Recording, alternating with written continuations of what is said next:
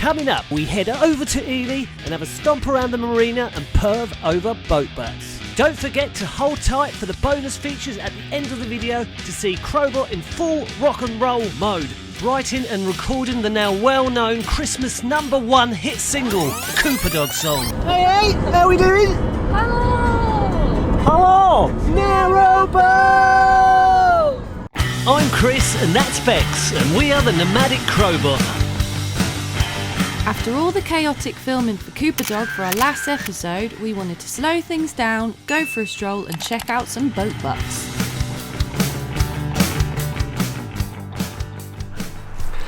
So generally there are 3 different types of boat sterns. Or boat butts, as I like to refer to them. And the stern is the back bit with the little steering wheel thing, which isn't really a steering wheel, but it's like a steering rod. Tiller, tiller, tiller, tiller, tiller, tiller, tiller, tiller. Oh, I like that. Boat butt #1, the traditional. Which basically stands one man at the back, which was generally the purpose of that was general cargo back in the day. Yet nowadays it's just sort of seems to be like maybe if you just live on one by yourself and you're scootling about. Is that a word, scootling? It is now. Do you like how I go to Bex for sort of confirmation of my words? Boat butt #2, the cruiser stern. Cruiser stern, which is I think what we're really after. Its main purpose is for leisure, so you've got a large area at the back by the steering rod. Tiller, tiller, tiller, tiller, tiller, tiller, tiller, tiller. That's annoying. We're calling it steering rod from now on. And yeah, there's a nice sort of area there where you can sit and scoot about with all your friends and get drunk and yeah, good. Boat butt #3, the semi-traditional. Which is basically the best of both worlds. Looks like a single area at the back, but hidden behind little enclosures there is a seating area for all your friends and family. Aside from narrowboats of these 3 bootylicious varieties, there are also some other boaty options if you want to trade land for water and cruise the canals and rivers. These include perhaps a Dutch barge, such as this one that Bex is so handsomely modelling. And for those who require a tad more legroom,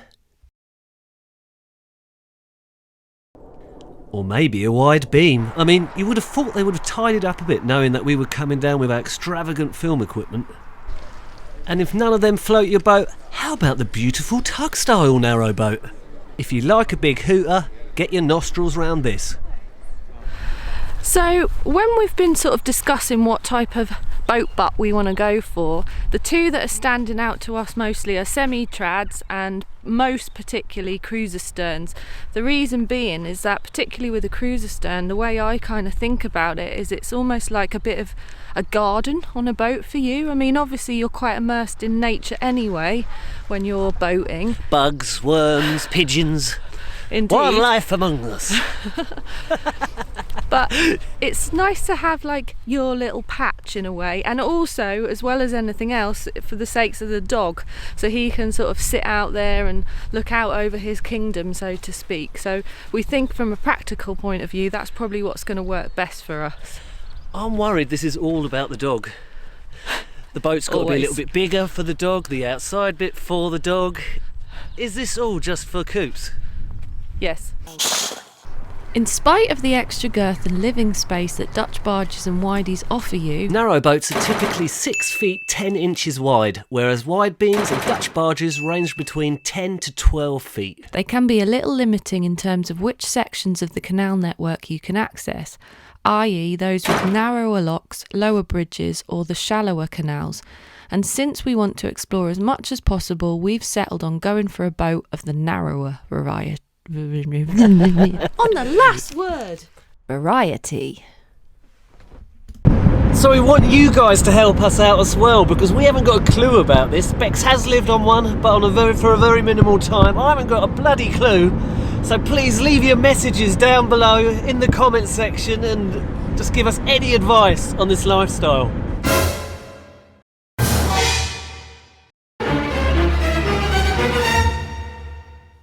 Maybe a posh one. There's a hound at the most extraordinary time. Yeah, like that. Could have been one of them voice. Another one to the resume. One I missed out on in life. Failed voiceover guy. Cartoons. Along with actor, rock star, cook. Pure entertainment in the form of the Cooper Dog song. Voiceover podcast. The most extraordinary kind. In the studio, in the brain of a madman, creating chaos in front of your very own eyes.